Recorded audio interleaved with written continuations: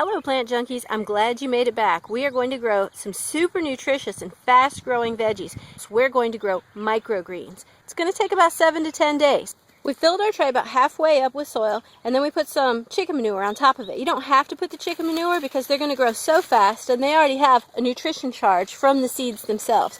But just in case it takes a little longer, and I always like to be sure, we put some chicken manure in, and then we're going to put another layer of soil on top to keep the manure from being right against the seeds, because a fertilizer charge right against the seeds, sometimes it keeps them from growing. I had cilantro once sit in a pile of manure. I thought this would be great. It's such a heavy feeder. I'm going to plant it right into the manure. It sat there. 3 months later, when the manure was aged, it came up still in the rows where I had planted it. We have 6 different kinds of seeds that we're going to grow microgreens out of. You're going to have to get them in bulk. But if you go to any seed catalog these days, they're going to have a section just for microgreens. These are red amaranth. They are tiny.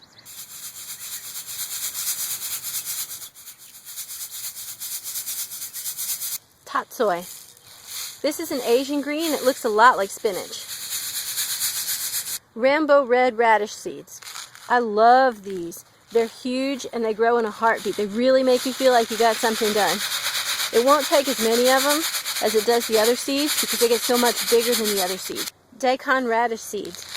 They're spicy and they make a neat root crop, but they grow really quickly for microgreens too. Another plant to grow if you're looking for some immediate gratification. Arugula. Arugula is tasty. So this is our pretty microgreen tray before we put the vermiculite on top and water it in. We're also going to tamp the seeds down. We've got 5 different kinds of greens. They're all going to be harvested in the seedling stage. This is Amaranth, Tatsoi, Rambo red radishes, Daikon radishes, Arugula, and Tatsoi again. Gotta put on your vermiculite. You can cheap out on this step, but you're really going to regret it.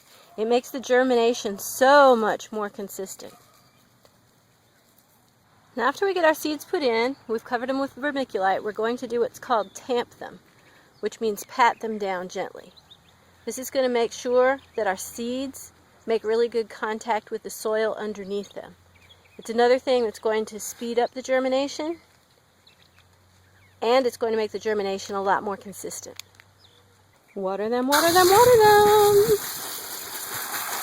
If you have any seeds that are showing their little heads, put some more vermiculite over them.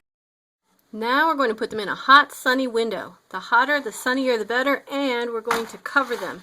In this case with a solid bottom flat, which is left over from a greenhouse kit I bought at a big box store a long time ago.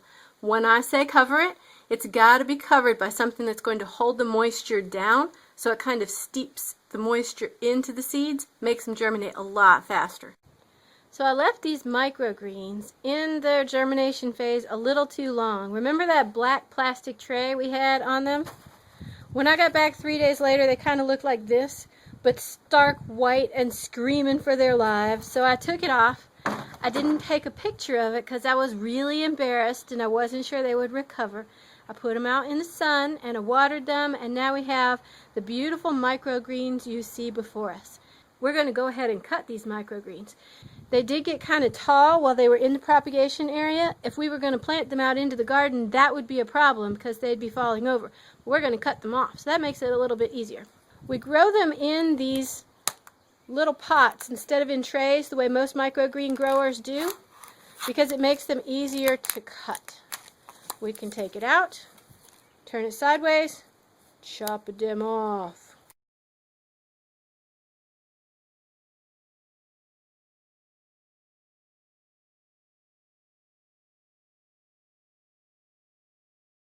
And there they are, beautiful batch of microgreens.